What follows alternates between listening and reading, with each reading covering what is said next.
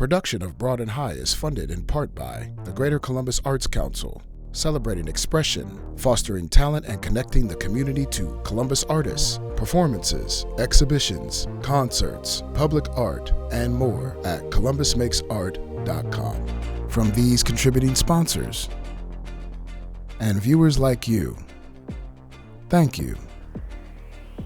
This time on Broad and High, active listening and a sonic journey, documenting culture and society, and pop rock music straight out of 1985. This and more right now on Broad and High.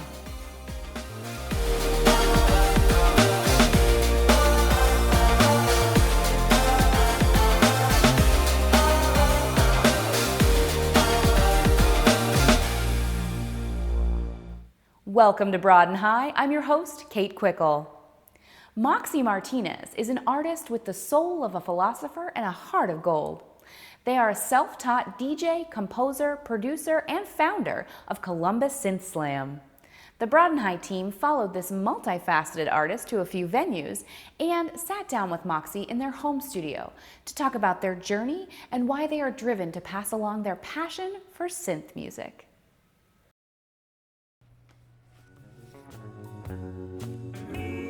The multi-genre listening started very early, but it was always a natural thing inside of me. Like, I didn't want to listen to just one thing because I didn't feel just one way. Sometimes I wanted Barbara Mandrell. Sometimes I wanted Patsy Cline. And I immediately think about being single digits, looking at my dad's record collection, which I have a lot of them over here, and accessing whatever feels good and not trying to push a feeling. It was the eve of my 21st birthday, so it's September 11th, 1999 at like 11:50 p.m. And we're all just out of our minds, playing Uno, being silly. And then all of a sudden, my friend Jeffrey puts on this very specific club track. And it launched my brain into, I don't know, this almost incredible like psychic moment. It was called Body Rock, and it's by Lucy Liu and Mitchie One, and it was the Thunderpuss club mix. And there was something about the energy, the frequencies, just all of it. I just sat back on the couch and it was like the sky opened up and I saw the next like 10 to 15 years of my life. And then I think it was 2004, I put my very first DJ mixer on layaway at Sam Ash.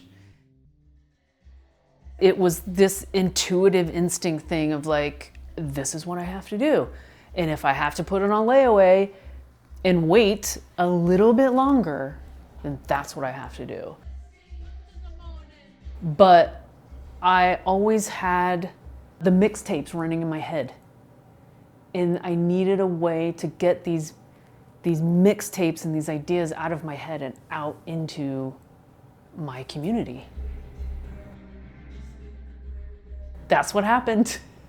And it's been never ending. Like, I'm still DJing.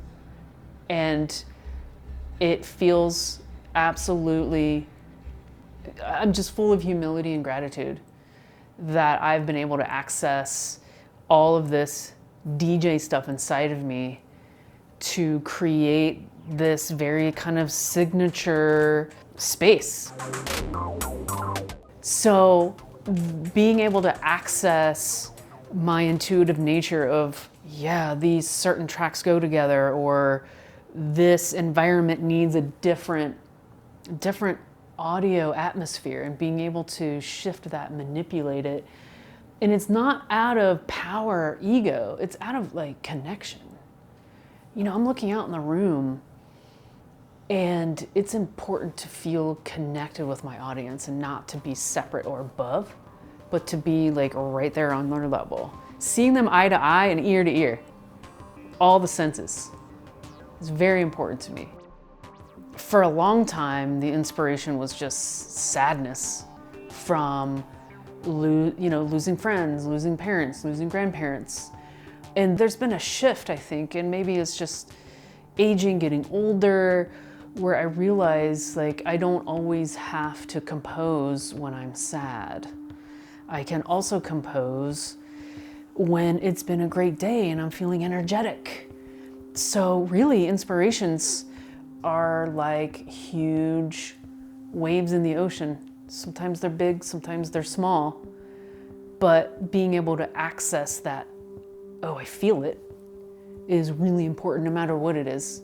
Because some of my best work has come from those sad moments, but also some of my best work has come from the very amplified just feelings of exaltation, of power, like inner power and empowerment and overcoming something huge. I didn't have the type of platform and support that I not that I necessarily like need. Yeah, I did need it. I did need it.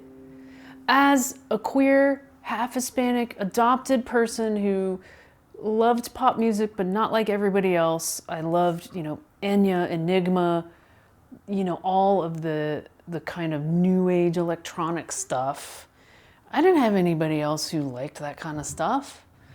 So now that I'm in this world, I feel like it is my calling and very important for me to create the atmospheres and environments and platforms that I did not have growing up in the 90s, and also even starting my DJ career in early to mid 2000s.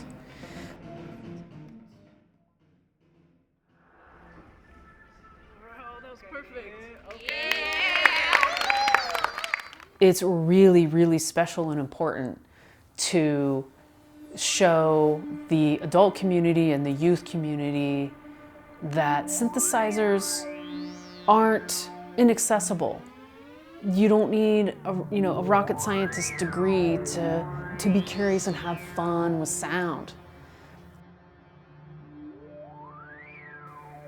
To create an atmosphere and environment of total inclusivity is very important for community care, and very important to show that synthesizers and synth music are in every facet of every person's life. And I would like to thank the guys from Stranger Things for really just exploding that open, because that gives me a chance to relate to younger people and maybe people who don't know synthesizer music outside of, the Stranger Things soundtrack and theme tune. It makes people excited. To be able to show being very ecstatic and interested in interacting with sound in real time is something that anybody can do. So creating atmospheres where I'm not only supporting my community, but I'm also possibly generating, donations for nonprofits from the work that I do, to show cohesiveness in my community, that I'm not just doing this for my own gain. It is something that, I want to show everyone that just be curious. If you're curious about how to interact with sound in real time, come to my Synth Slam that happens every fall in August or September.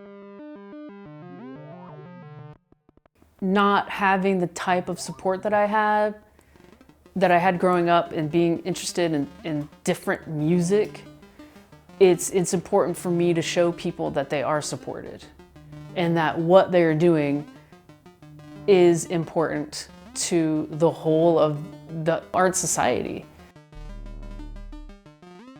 Creating those platforms it just brings me so much joy, and I feel just huge gratitude when someone touches a knob or makes a patch and their face lights up and they're like, oh my gosh, that's the coolest thing I've ever done in my life.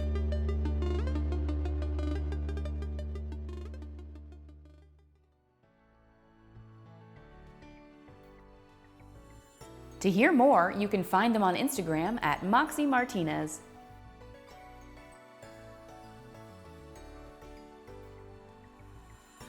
In this segment, we meet photographer, adventurer, and human rights advocate Eleanor Mose Munn. A chance visit to China more than 15 years ago changed her trajectory. With her camera, she focuses on the social and cultural narratives of underrepresented groups. Let's learn more. I'm Eleanor Mose Munn, a human rights activist and visual storyteller. I went to Virginia Commonwealth University for my undergrad degree. A guy I was dating at the time moved to Shanghai to help his brother who had an architecture firm in Shanghai and asked if I wanted to go. And I said yes. So in 2008, I moved to China. It was a big change. I had a hard time adjusting. I was applying to photo studios for assisting work, and I had one studio tell me blatantly, we will not hire women because our clients will not respect you. I started planning a bicycle tour around China. It kind of had to do with this just really big depression I fell into, and I knew that I had to change my life in one way or another. It ended up lasting about 2 years and a bit over 15,000 miles. I ended up wandering all over the country, spent about 4 or 5 months in Kyrgyzstan, Kazakhstan, Uzbekistan, and Tajikistan. I got really sick, and so I just decided, okay, no more bike tour. I'll just stay in Xinjiang and spend a couple months documenting Uyghurs and their life in the countryside. The Uyghurs are a group of people persecuted by the Chinese government. They speak a language that's closely related to Turkish and Uzbek. It's its own language. The original intention was not to spend 2 years on a bicycle, but the further I got, the more I became comfortable with it. Sleeping in culverts under the road, sleeping almost on the side of the road, exposed, riding through the mountains during the wintertime. I just became used to it. It just became second nature, and was almost like uncomfortable became comfortable. I think it was the second month of my bike tour that a man decided that he was going to lock me in a room with him and he was going to have his way with me. And that was not the last time, but it was one of the more intense times. I was able to get away. I would just get so pissed off because when I'm out there on these adventures and expeditions, I don't see myself as an American. I don't see myself as white. I don't see myself as a woman. I don't see these labels. I'm just existing. And it's like every time I'd be harassed, it was like, thanks for making me remember all that stuff. Like, thanks for making me remember all these labels that I don't want to adhere to. But eventually I get to this point where I'm riding down this gravel road and there's a bunch of Tibetan prayer flags, and I see this monk coming towards me and he invites me into his house. I'm tired, I'm hungry, yes, okay. And so in the morning, his sisters were getting dressed to go to the market, and they were putting on these beautiful gowns of this like deep, rich reds and this Tibetan brocade, and I started photographing them. And I remember that exact moment, like photographing these women in their home, like I wasn't even existing there. I finally was able to say, yeah, you know, I'm a photographer. Like, I am a photographer. If I had to sum it up in one sentence when people ask me about it, I'm just like, yeah, I learned to love myself. I was in my early 30s. I was figuring myself out, and most importantly, I figured out what I wanted to do. I started photographing Tibetans and Uyghurs, and it just seemed to be my calling. Her photography is giving them a voice and a presence because their culture will disappear. their history. And so her photography is capturing the essence of who they are and what is going on. I'm in awe of her passion and her perseverance.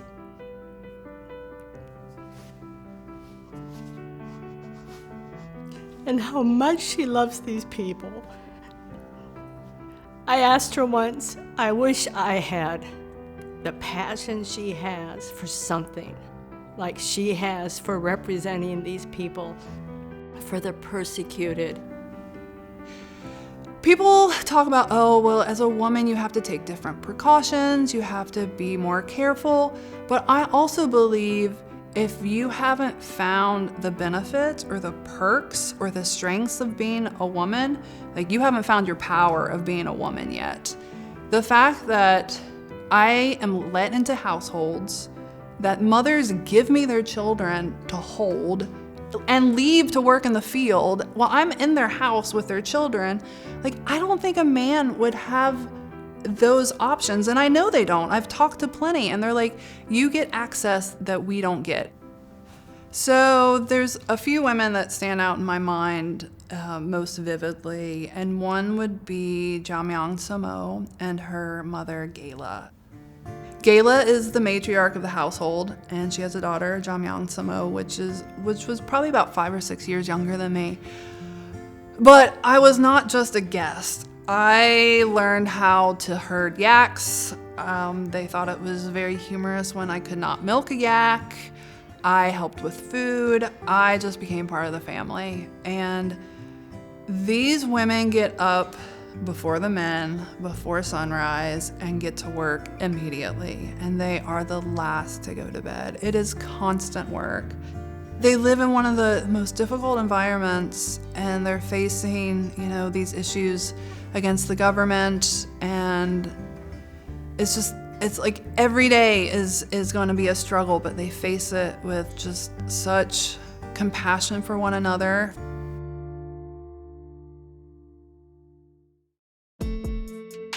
So during summer of 2022, I competed in an ultra-endurance bicycle race, the Silk Road Mountain Race, which takes place in Kyrgyzstan. It's noted as the most difficult race in the world. I was the only woman from North America to complete the race. A total of 3 women finished the race.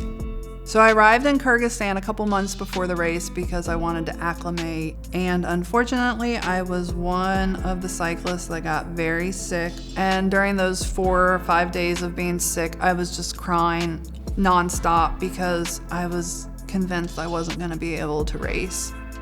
And I was just like, it's all gone. It's over. I tried to recover as much as I could. I showed up at the start line, and I ended up at the finish line 15 minutes before cutoff. So even with all of that happening, I still finished that race.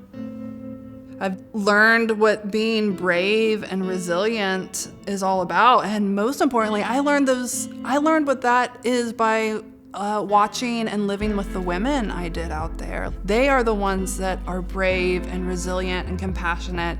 These people showed me who I am. And I also hope that when people see these photographs or hear these stories, the viewer isn't overcome with a sense of hopelessness.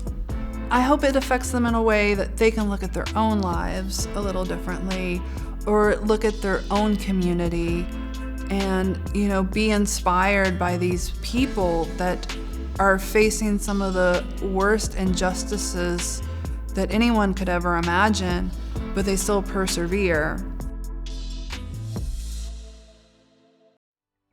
To find out more, go to EleanorMosesMunn.com.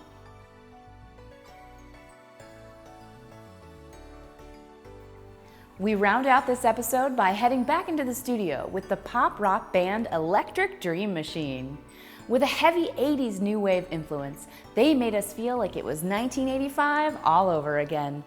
Feel the energy and hear the sounds of Cinderella Boy Jones, Tyler, Lil Pooch, and Mark.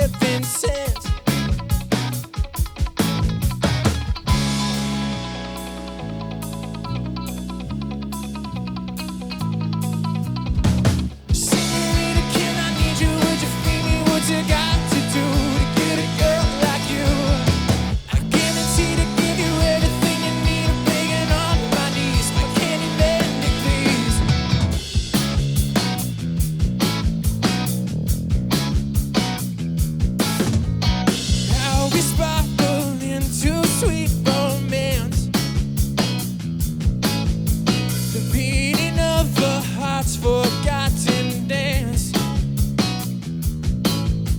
A smile so cold with bloodstained fingertips. You are the only one. She pulls me closer for the final kiss. You are the only one. Senorita, can I need you? Would you feed me? What you got to do to get a girl like you? I guarantee to give you everything you need. I'm begging on my knees. My candy man, please. Senorita, can I need you? Would you feed me? What you got to do to get a girl like you? I guarantee to give you everything you need. I'm begging on my knees. My candy man, please.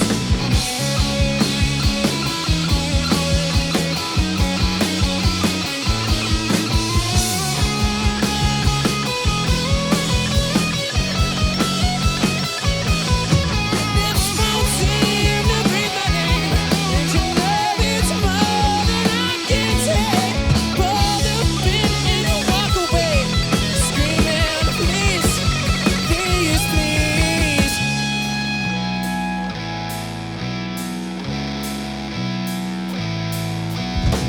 Senorita, can I need you? Would you feed me? What you got to do to get a girl like you? I guarantee to give you everything you need. I'm begging on my knees. My candy man, please. Senorita, can I need you? Would you feed me? What you got to do to be a man like you? I guarantee to give you everything you need. I'm begging on my knees. My candy man, please. Please, please, please, please. Please, please, please, please.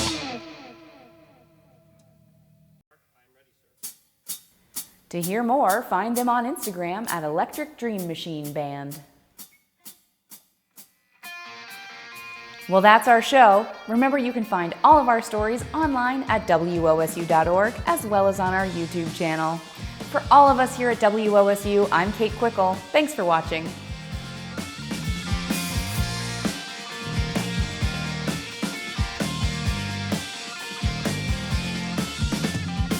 Can't help the stage when looking, I'm gone. We saw some moving, that radio was playing a song. Dancing on the roof and dancing on whatever. Leather boots and a short blue sweater. Got nothing but time, just along for the ride. Can't help but feel the love by the curbside. Good God, taking my shot. How can I not? Oh girl, I'm more than what you sell. Goddamn, now what I planned. She took me by the hand, said, oh boy, go on and help yourself. Hands on my knees, secrets to keep. The pink jean jacket with nothing underneath. Well, damn fine, you know I'm just along for the ride. Can't help but feel the love by the curbside. Girl can't help it, she don't know what to do. I can't help it when she's looking like you. This dark hair and pink lips and long necks, just one kiss. Blue eyes and short skirts, so beautiful in her. Good God, taking my shot. How can I not? Oh girl, I'm loving what you sell. Goddamn, now what I planned. She took me by the hand, said, oh boy, go on and help yourself. Hands on my knees, secrets to keep. A pink jean jacket with nothing underneath. But damn fine, you know I'm just along for the ride.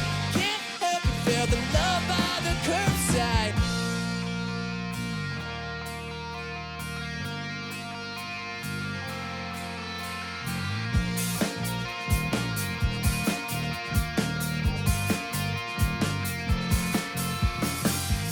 Got nothing but time, just along for the ride.